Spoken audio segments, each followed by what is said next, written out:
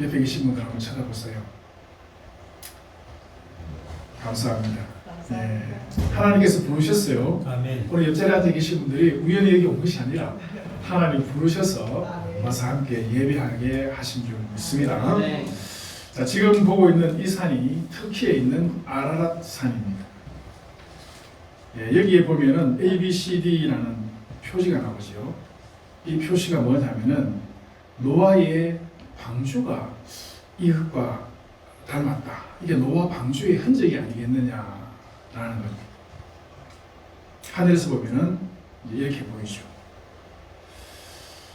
2010년에 홍콩과 튀르키예 탐사대가 약 해발 4,000m 지점에서 방주로 추정되는 나무의 구조물들을 발견을 했다 해서 이제 논란이 이런 적이 있었고, 또 작년에도 미국과 튀르키예 고고학 연구팀이 이 아라랏 산 남쪽에서 본격적인 발굴과 그런 조사를 추진했다 하는 그런 기사가 있었습니다.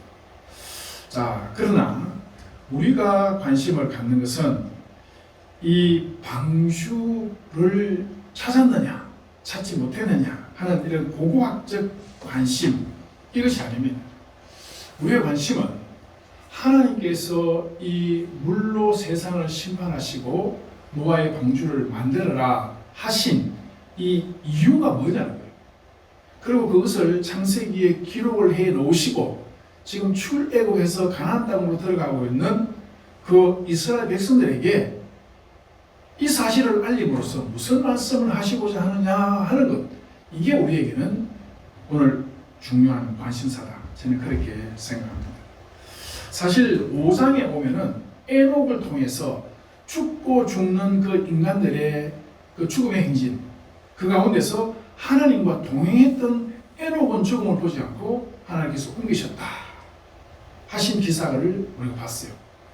분명히 그 죽음 가운데서 살아날 수 있는, 죽음 가운데서 죽음을 보지 않을 수 있는 그러한 하나님의 계획이 있다는 것을 에녹을 통해서 보여주셨어요.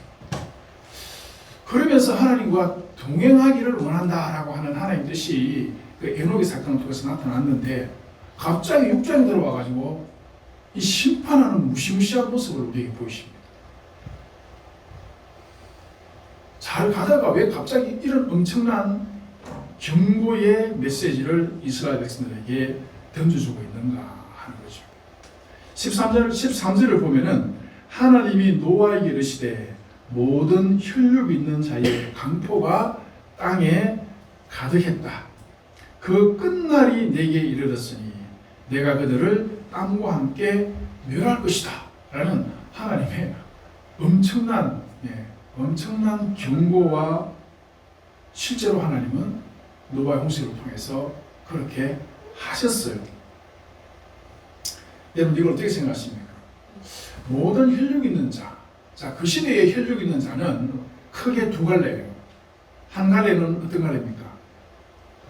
아벨과 셋을 통해서 이어지는 약속의 씨앗의 한 갈래가 있고, 또 한 갈래는 가인을 통해서 하나님을 떠나버린 자들의 한 갈래가 있어요. 그런데 모든 혈육 있는 자, 이 약속의 씨앗이라고 하는 이 자들조차도 하나님 보시기에 타락을 했다는 것이죠. 그래서 모든 혈육 있는 자가 하나님 보실 때는 너무 마음이 아픈 상황이에요. 도저히 이대로는 두고 볼 수 없겠다. 내가 끝을 내야 되겠다. 하나님이 끝을 내야 되겠다고 생각하셨어요. 그래서 끝날이 내 앞에 이르렀으니, 끝날이 내 앞에 이르렀다. 내가 멸하리라. 자, 끝날이 오고 멸하는 이 사건은 사실은 하나님께서 최후 심판을 통해서 완전히 성취하실 거예요. 그러나 그 최후 심판 이전에라도 하나님은 이 세상에 대해서 노아의 홍수와 같은 그런 심판과 구원의 사건을 계속해서 역사 가운데 이어가실 것을 말씀하신 것이고, 실제로 그렇게 이어가고 계십니다.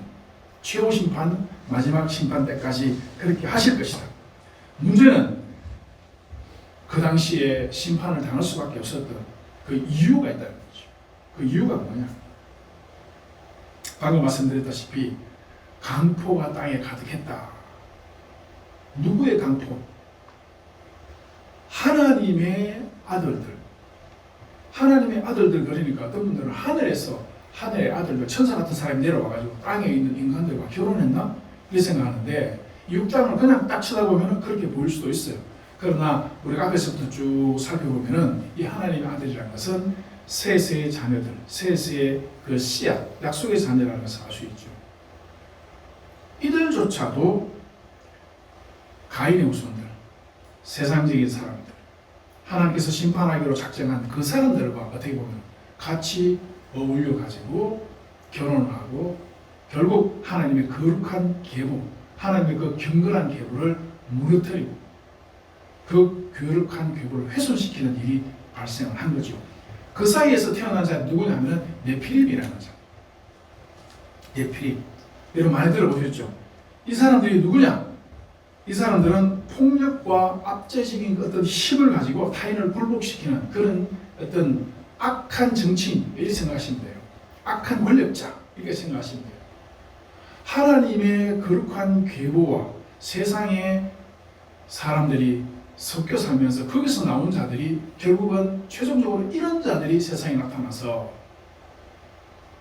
세상을 하나님의 질서가 아닌 하나님의 질서는 뭐예요?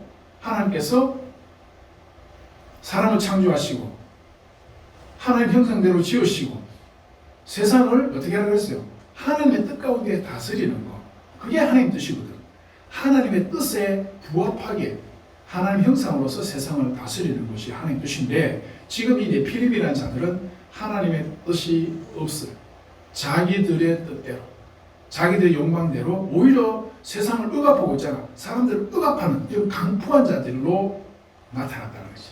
그러니까 하나님 보실 때 하나님 형상이 사라진 세상 심판하실 수밖에 없는 그런 상황이죠. 자, 이 내용을 하나님이 기록해 놓으신 것은 그냥 하나님 기록만 해놓으셨을 거예요. 아니죠. 읽어보라는 거예요. 읽고 너희들도 교훈을 받아라. 그래서 1차적인 이 노아 홍수 사건의 독자가 누구냐면은 출애굽하고 있는 이스라엘 백성을 그랬죠. 이 사람들은 지금 어디로 가고 있어요? 광야를 지나서 가나안 땅으로 들어가고 있잖아요. 가나안 땅에 들어가면은 거기에 뭐가 있습니까? 거기에 자기들이 지금까지 보지도 못하고 듣도 보도 못한 놀라운 그 문명이 그 가나안 땅에 있다는 거죠. 지금까지 광야에서는 늘 보는 것이 늘 깨재재한 그런 여자들만 봤는데 가나안 땅에 들어가니까 정말 지금까지 보지 못한 그런 화려한 여자들이 거기 있더라는 것이죠. 그 세상 문명을 의미하는 거예요. 세상의 딸들이라는 것이 세상의 화려한 문명, 세상의 태폐적인 문명, 세상에 썩어진 그 문명, 그 문명에 하나님의 백성들이 전부 다 녹아들어 버렸다. 앞으로 그렇게 될 가능성을 미리 보고 계신 거예요. 그래서 경고하시는 거예요. 경고. 너희들이 가나안 땅에 들어가면은 분명히 그런 자들을 만나게 될 것이다. 그런 상황을 만나게 될 것이다.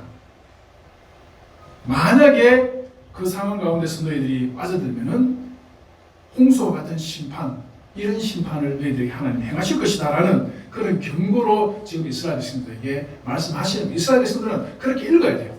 이 노아 홍수 사건을 그렇게 읽고 그렇게 받아들여야 되는 것이 맞습니다. 사실 성경 전체의 죄악의 큰 흐름을 보면은 이 네피림 사건이 결국은 나중에 바벨론의 그 바벨탑으로 사건과 연결이 돼요. 하나님은 이미 없습니다. 자기들이 세상의 주인이 되어서 자기 뜻대로 자기 이름을 내기 위해서 살아가고 있어요. 바벨탑 사건도 결국 마찬가지입니다. 계속해서 하나님의 백성, 이 세상 사람들은 하나님을 떠나가는 방향으로 가고 있다는 것이죠. 이 엄청난 경고, 여러분 결국 보세요. 어떻게 됩니까? 이스라엘 백성들이 가나안 땅에 들어가서 이스라엘이라는 나라를 세웠지만 결국은 쪼개졌죠. 예. 그 퇴폐적인 그런 왕들, 백성들의 그 모습 가운데 하나님 나라를 두동강됐어요.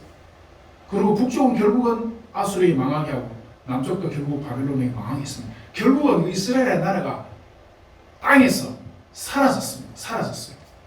여러분 그 이후로 이스라엘은 한 번도 제대로 존재한 적이 없습니다.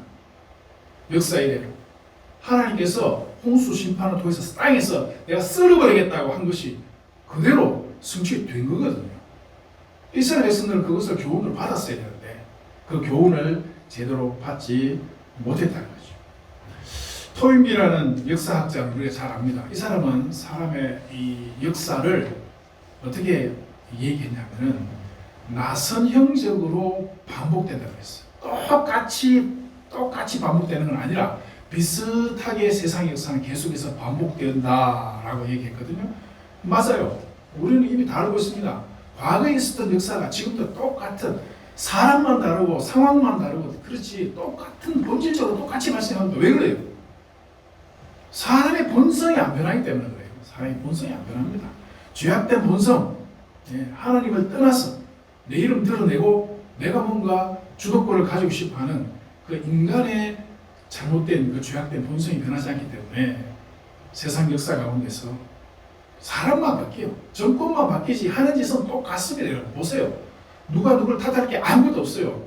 단지 우리는 그 상황들을 보면서 인간의 죄가 사람을 지배하고 있구나 하는 것을 깨닫고 동시에 거기서 하나님의 뜻을 찾을 줄 알아야 되는 것이죠. 이 경고 여러분 어떻습니까? 하나님의 아들들이라는 이 놀라운 은혜잖아요. 은혜. 안 그렇습니까? 하나님의 아들들이라는 이 말은 놀라운 은혜입니다. 우리 오늘날 그리스도인들이 하나님의 자녀들, 하나님의 아들, 세상 사람들과는 구별된 이 존재라는 거잖아요. 얼마나 영광스러운 이름이에요. 성도라는 이름이 얼마나 영광스럽습니까? 그런데 그 하나님의 아들들이 자기 정체성을 지키지 못한 것이죠. 빛과 소금. 우리 예수님께서 말씀하신 거예요. 너희들 세상의 빛이다, 소금이다. 근데 그 빛과 소금이 맛을 잃으면 어떻게 되겠냐? 맛을 잃으면. 예전에 제가 강도사 시절에 우리 담임 목사님께서 설교 준비하시다가 아마 이 부분에서 소금이 맛을 잃으면 이게 아마 뭔가 잠시 좀 생각이 좀 깊어지셨는가 봐요. 그래서 저한테 전화가 왔어요. 전화가 와서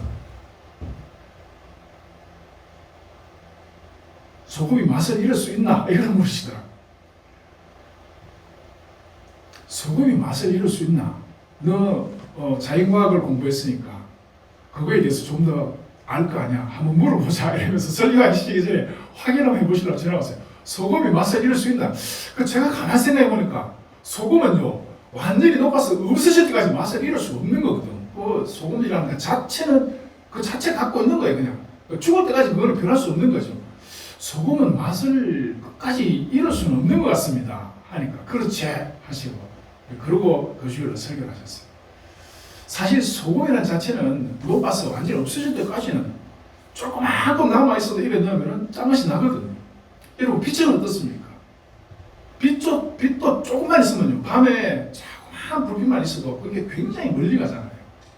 그리고 예수님께서 소금과 빛이라는 그 이미지를 통해서 그리스도인들이 하나님의 자녀들이 세상에서 어찌해야 되는가를 보여주셨는데도 불구하고 사람들은 말씀을 제대로 따라가지 못하고 있어요. 제대로 따라가지 못하고 있어요. 어떻게 될 것이에요? 오늘 본문을 보면요 굉장히 정확하게 말씀하고 있습니다. 사람에게서 하나님의 신이 떠났다 그랬어요. 그래서 사람은 육체가 되었다. 바사르라는 말, 육체라는 말이에요. 하나님의 신이 지금까지는 함께 했던가 봐. 최소한 노아 홍수 전까지는 했겠죠. 누구를 통해서? 하나님의 자녀들을 통해서 하나님의 신이 함께 하셨죠. 그런데 그 하나님의 자녀들이 세상의 아름다운 것들과 연합을 하게 되니까 하나님의 신이 떠나신 거예요. 요즘 말로 하면은 성령이 떠나신 거예요. 성령이 단식하시고 떠나신 거예요. 그리고 하나님의 자녀들이 육체가 된 거지. 그래서 하나님은 은혜를 거두신 거예요.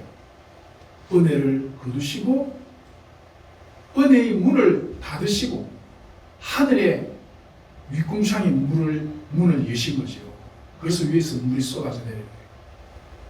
여러분 우리가 이 세상 살면서 힘들고 어렵다고 해서 하나님의 자녀로서의 그 정체성을 잊어버리면요, 하나님의 신은 탄식하시고 우리는 육체가 되고 결국은 하나님의 회초리를 맞을 수밖에 없어요. 칼빈은 기독교 강요에서 이런 말 했습니다. 인간이 하나님의 영광을 가로채고 자신의 이름을 높이려 할 때 그것이 바로 심판의 시작이라고 했어요. 인간이 하나님의 이름을 높이고 하나님의 영광을 드러내야 되는데 거기에 자신의 영광이 들어가게 되고 자신의 이름이 들어가게 될 때 그 자체가 심판이다.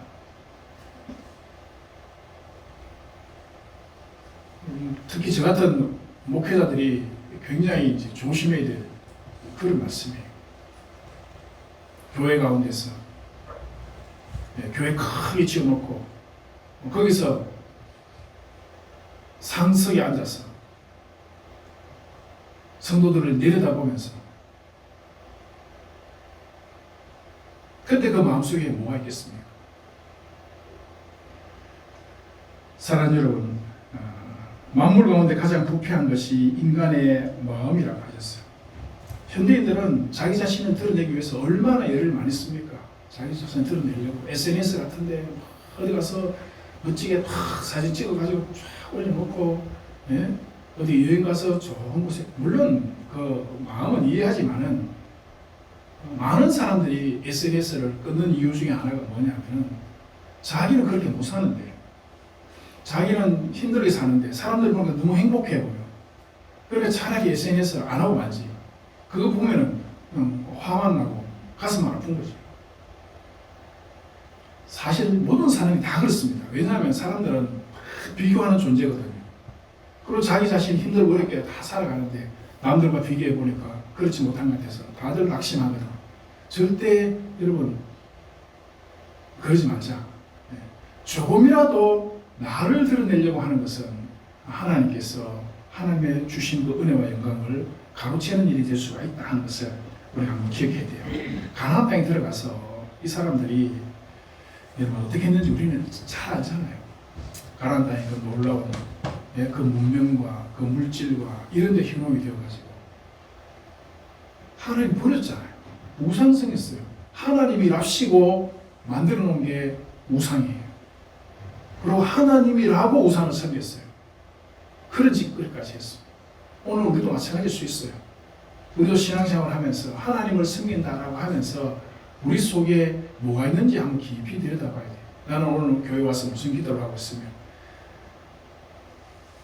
내 마음속에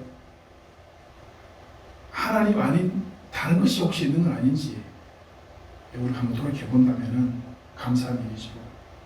창세기 6장은 이스라엘에게 가나안의 화려하고 거대한 성읍을 바라보지 말고 오직 하나님의 영광만 바라보라, 하나님의 은혜만 바라보라 하는 것이 창세기 6장 이 기록의 의도입니다. 그렇지 않게 될 때 너희들에게는 하나님의 심판이 있을 것이다.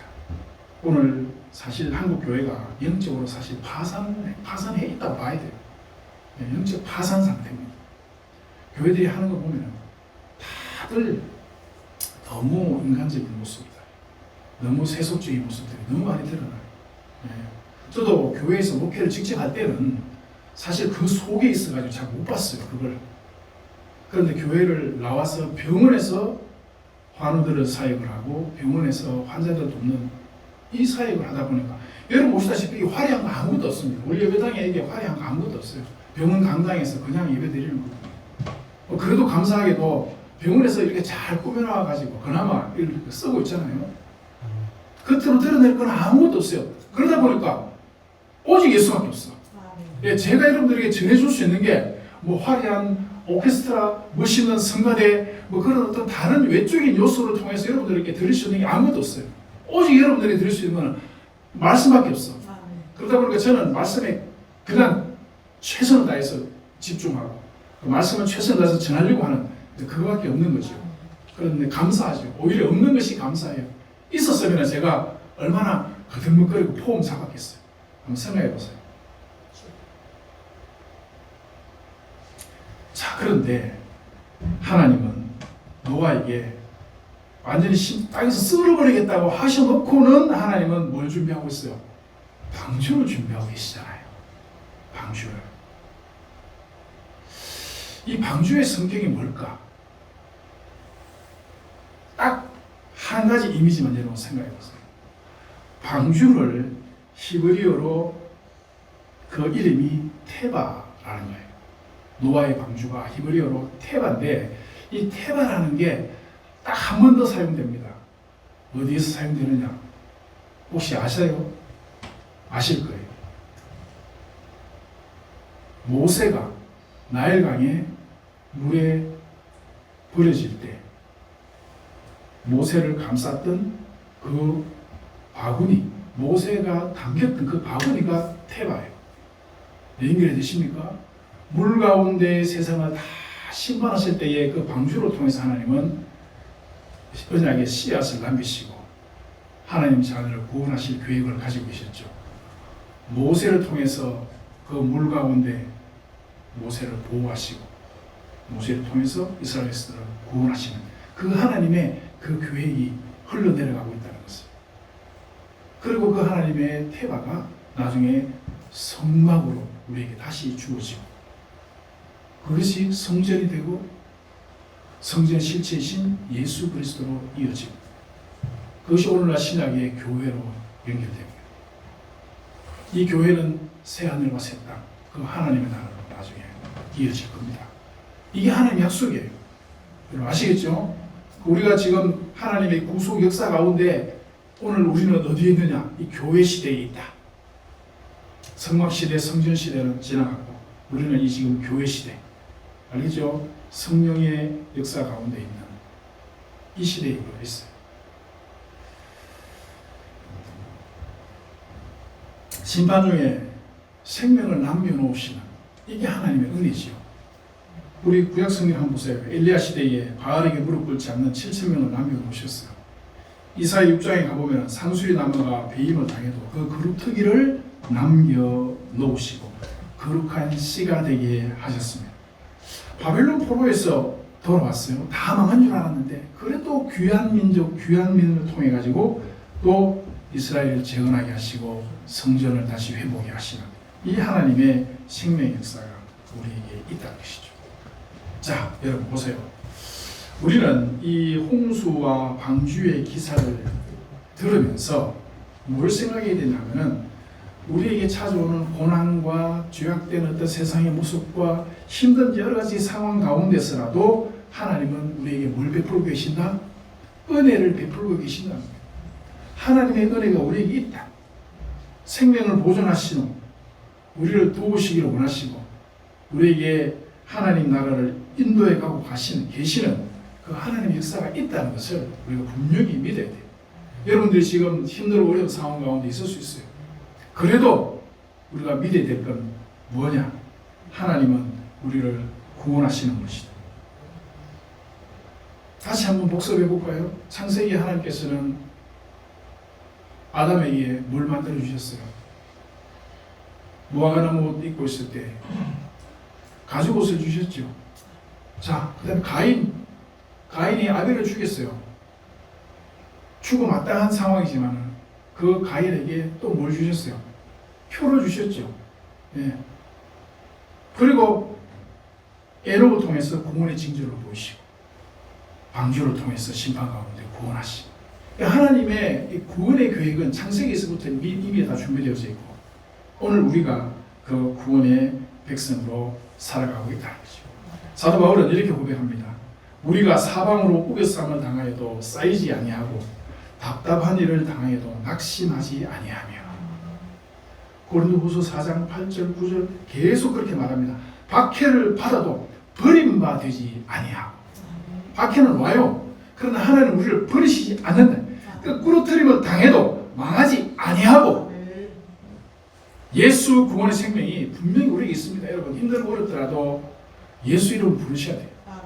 예, 어떤 형편에 있다 할지라도 예수 이름 부르고 가면은 정말 그거밖에 없습니다. 예수 이름 부를 거 외에는 다른 건 아무것도 나의 도움이 없어요. 로마서 8장 35절에서 누가 우리를 그리스도의 사랑에서 끊으리요? 바울이 담대하게 외쳤습니다. 누가 그리스도의 사랑에서 우리를 끊어요? 어떻게 보면 바울이야말로 세상에 있는 가난적인 요소들 다 버린 사람이잖아. 그렇죠?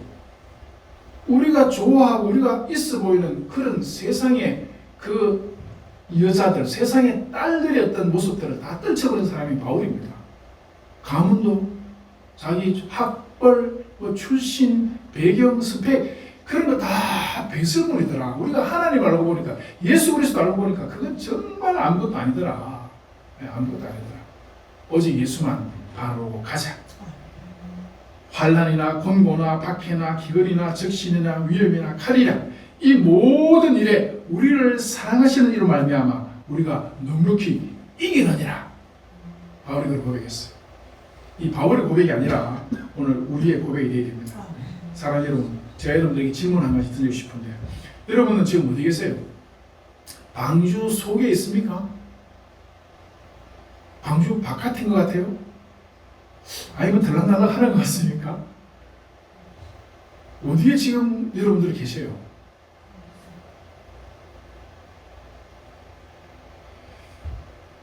즉 다시 말해서 예수님과 내가 동행하고 있는가? 이걸 지금 늘 확인해야 됩니다. 나는 오늘도 예수 그리스도와 동행하기 원합니다 하고 하루를 시작하고, 저녁에는 내가 오늘 주님과 동행했는가 다시 한번 돌이켜보면서 또 하나님 앞에 기도하고, 그러면서 우리가 잠자리에 들어야 되는 거죠. 예수님 분명히 말씀하셨어요. 나와 동행하는 거. 사실 예수님도 임마누엘 오셨잖아요. 맞죠? 네, 동행. 에녹이 동행했던 사람이에요. 노아도 동행했던 사람이에요.